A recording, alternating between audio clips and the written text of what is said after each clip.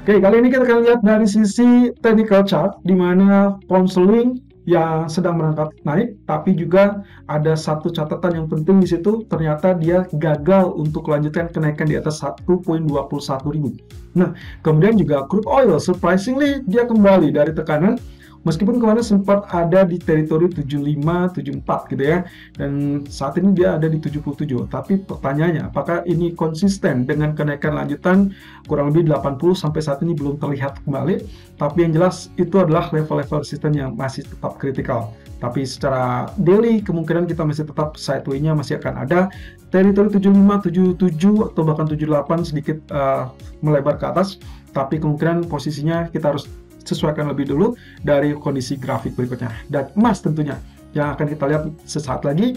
Saat ini di sesi Eropa, memasuki sesi Eropa, kita masih melihat kenaikan di 1836. Apakah ini tanda-tanda sudah survive kembali atau akan ketemu atau kebentur lagi dengan level resisten? Karena nanti malam semua akan dilalui dengan ISM Manufacturing PMI. Kita cek dari grafik berikut ini.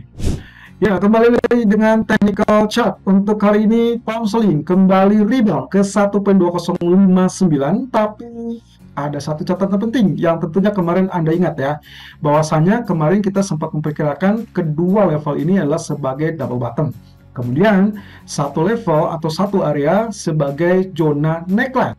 Tapi apa yang terjadi? Kemarin juga kita sudah gambarkan ada dua potensi di situ. Pertama, yaitu kaitannya dengan bagian neckline tersebut. Kalau misalkan ternyata dia berhasil survive, artinya berhasil rally, dan itu berarti catatannya dia harus tembus di atas 61.8%, baru kita anggap dia akan mengejar sesuai dengan ketinggian dari areal double bottom. Tapi apa yang terjadi? Ternyata opsi yang kedua, yaitu opsi kedua kemarin juga kita sudah sempat tayangkan dan juga sempat kita share, bahwasanya opsi yang kedua adalah rejection di zona 61.8%, itu akan mengakibatkan penurunan kembali, dan itu berarti tanda-tanda bahwa double bottomnya juga gagal. Apa yang terjadi? Betul sekali, kondisinya adalah dia terjadi rejection di zona 61.8%. Well, congratulations, karena sebetulnya kemarin kita sudah dapatkan buy-nya tepat di area 1.2010 ya, level terendahnya, kemudian dia rebound sampai teritori 1.2130-an.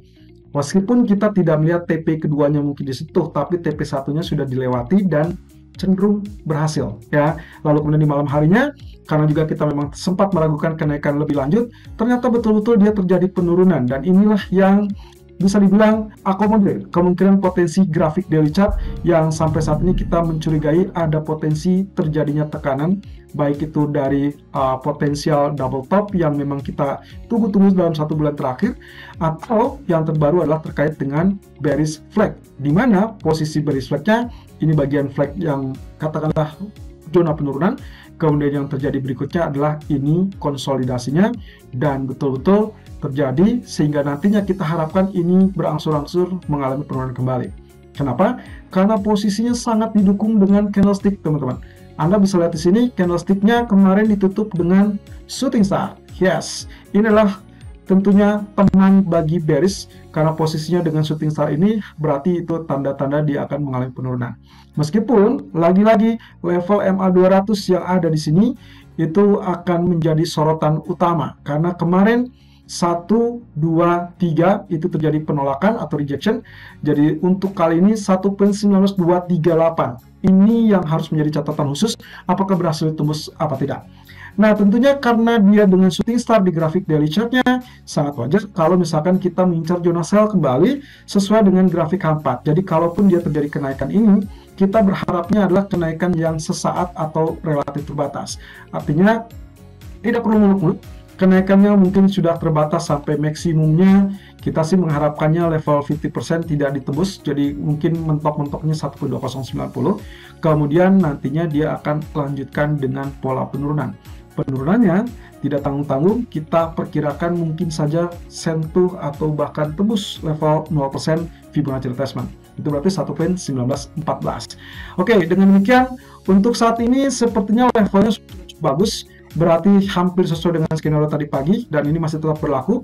Kita anggap level sell on rally 20500 atau 20700, seperti yang terjadi sampai saat ini masih di 2059 high-nya. Itu berarti sudah masuk zona sell. Anda boleh mulai sell atau menunggu 2070-an boleh. Dan targetnya yang pertama terdekatlah 1.19900 atau 19300. Ini cukup dekat dengan FR 0%. Dengan catatan stop loss-nya kita antisipasi 2130 saja sudah cukup, karena kita asumsikan mungkin ketiga kalinya kalau misalkan 61.8% tersebut disentuh, mungkin saja bakal jebol atau akan tembus. Nah, catatan tambahannya adalah level 0%, teman-teman. Anda boleh follow sell atau hold sell kalau memang level 1.1914 ini ditembus. Ingat, harus confirm ditembus. Selama dia tidak tembus, berarti Anda harus wanti-wanti dan segera exit dari pasar terlebih dahulu. Yang adalah MA200 tadi yang masih tetap belum bisa ditembus. Oke, secara data seharusnya tidak ada masalah untuk nanti malam, karena memang semua fokus kepada data ISM, Manufacturing PMI. Tapi penguatan dolar akan menekan pound sterling, tapi pelemahan US dollar itu akan rebound terhadap pound sterling. Oke, kemudian crude oil-nya ternyata kemarin penurunannya tidak terlalu dalam, jadi ternyata dia jebol ketahanan resistennya. Oke, ini yang sebetulnya juga sudah kita wanti-wanti ya. Karena kemarin memang confirm dia turun dulu sampai zona ini. Ya, ini kurang lebih 74.98. Tapi kemudian dia bangkit kembali sampai tembus pertahanan 76.30-an. Nah, sekarang karena posisinya dia sudah berada di atas, tadi kita sudah sempat share kemungkinan potensinya pullback sangat wajar, itu berarti di zona ini, dan itu berarti 7600 atau 7590-an lagi. Tapi so far di jam 2 siang ini dia masih bertahan di level low-nya 76.53. Nah, ini kemungkinan berikutnya yang harus Anda pantau lebih lanjut adalah level resisten. Kita lihat di sini angkanya berapa. Kurang lebih kita melihatnya kurang lebih ada di kisaran 7850-an ya. Ini juga hampir sama dengan level historical price-nya yang ada di titik ini atau di titik ini. Jadi kalau misalkan Anda ambil garis, Anda boleh ambil garis seperti ini atau garis yang di sini ya. Ini menandakan level historical. Anda bisa lihat di sini. Secara tidak sengaja level ini, level ini, level ini semua dilalui, dan itu berarti kedua level di kisaran 7847, 7946 itu masih cenderung kuat. Jadi artinya andai kata pun misalkan dia tembus di sini, maka kemungkinan dia akan ya entah mungkin rejection atau mungkin lanjutkan, karena semua akan ditentukan dari level 78 dan juga 79 tersebut. Jadi in case dia gagal, ini akan kembali turun teman-teman, sesuai dengan level historical price yang ada di sebelumnya. Nah, kemudian opsi yang lainnya adalah bisa saja sebelum tembus 7850 malah dia terjadi rejection. Ini bisa terjadi teman-teman. Jadi semuanya terkait dengan data ekonomi, karena nanti malam juga ada EIA Crude Oil Inventory. Kalau ternyata inventory-nya naik atau meningkat, itu berarti supply-nya berlebih. Ingat, demand-nya sekarang lagi diragukan, berarti kalau supply-nya berlebih, dia akan kembali mengalami penurunan. Tapi kalau supply-nya cenderung berkurang, ya berarti ada supply yang langka gitu ya. Berarti ini kecenderungannya adalah dia tembus mungkin sampai level 78 ataupun 79 ya. Walaupun tadi skenario yang pagi-pagi adalah kita menginginkan dia koreksi dulu 76 baru dia ngangkat atau terangkat naik ya. Tapi ternyata dia sudah naik ke 7766 ya, kita tinggal tunggu saja apakah dia masih lanjut naik apa tidak. Sementara di sisi lain, pertimbangan lainnya adalah grafik daily chart-nya yang ternyata kalau kita simak sama-sama, memang ini bullish, tapi ada tail di atas. Jadi kita belum bisa mengacu kepada ini sinyal bullish atau tidak, karena bisa dibilang ini kategorinya sebetulnya lebih mirip kepada shooting star. Tapi masalahnya, apakah nantinya bisa lewat dari level 77.80 atau tidak, itu tergantung dari posisi nanti malam. So far, intinya adalah secara keseluruhan dari symmetrical triangle-nya masih cukup imbang, mau bullish ataupun bearish. Nah, itu berarti kalau misalkan kita perhatikan, nampaknya skenario yang sempat kami share tadi pagi, yaitu terkait dengan melakukan buy, itu teritorinya 7600, saya rasa ini masih bisa dipertahankan. Tapi kalau, ya dengan catatan, karena mengingat angkanya sudah naik ke 7766, berarti target berikutnya Anda harus perhatikan zona ini.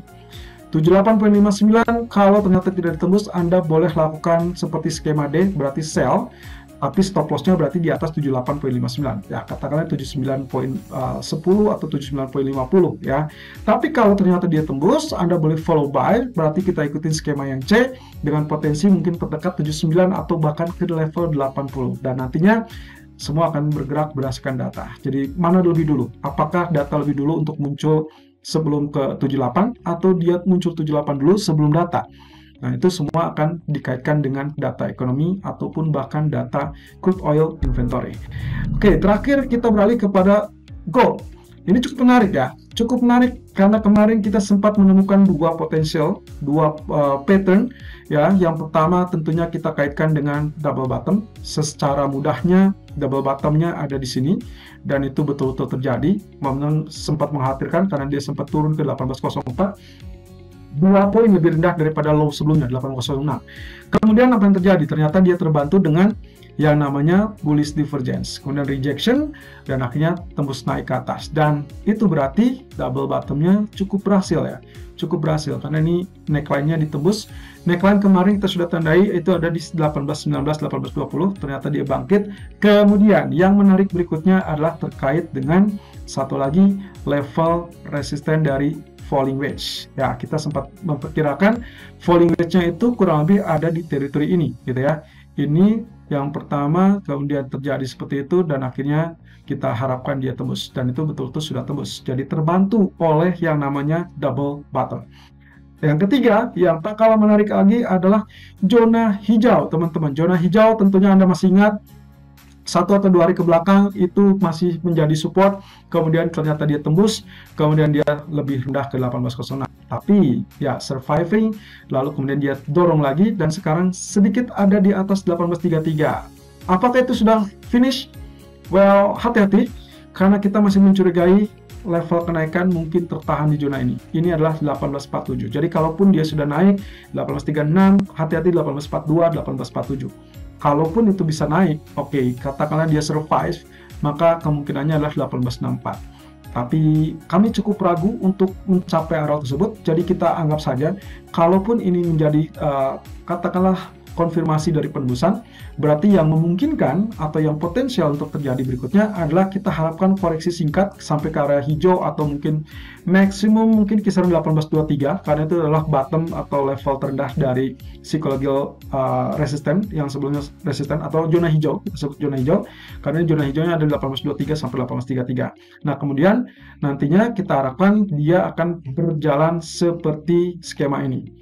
Nah, itu berarti skemanya kita harapkan sampai sore hari, mungkin sebelum data ISM dirilis, kita harapkan ini sudah selesai, baru kemudian nanti kita lihat ISM-nya. Nah, dengan catatan, skenario pertama adalah kalau ternyata kemunculan 1842, 1847 sebelum ISM, maka kemungkinan yang harus kita amati pertama adalah level 1847 atau 1845. Karena kenapa? Kalau misalkan kita perhatikan di sini, posisinya, oke, saya ganti warna terlebih dulu.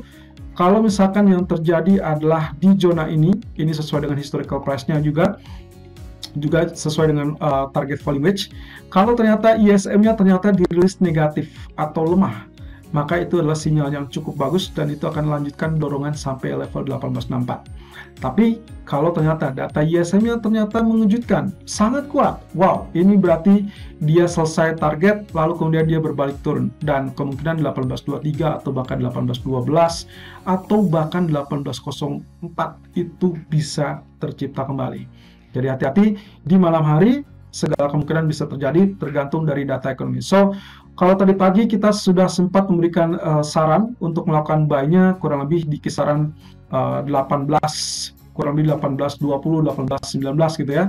Tapi masalahnya adalah karena sekarang sudah berada di 18.34, 18.33, maka kemungkinan yang harus kita perhatikan lagi adalah kondisi di malam hari. Jadi ekspektasinya sebetulnya dari H1 tadi ke 1821 itu adalah 38,2%. Tapi karena tidak terjadi, kemudian juga neckline 1819 juga tidak terjadi, ya sudah, berarti karena 1830 ditembus, kita sudah sampaikan di situ tembus FR 0% lanjut rally, Anda boleh follow buy. Berarti artinya tadi begitu dia tembus 1830, Anda sudah langsung punya posisi buy dan target terdekatnya mana? Target terdekatnya itu berada di 1842 dan terjauhnya 1805. Atau kurang lebih Anda bisa exit di 1837 ya, karena itu juga level-level critical resistance, itu target pendek. In case ternyata ya Anda bisa selamat atau survive sebelum ISM, saya lebih prefer sebelum ISM Anda exit dulu, kemudian nanti saat ISM Anda langsung bergerak sesuai dengan data. Artinya semua balik lagi dengan data ekonomi. Perhatikan dengan skenario yang tadi sempat kita rilis di outlook untuk US dollar ataupun fundamentalnya. Oke, dengan demikian ulasan untuk grafiknya sudah selesai. Thank you. Selalu gunakan stop loss dan risk management sesuai dengan equity dan strategi trading Anda. Saya Irfan untuk Agrodana.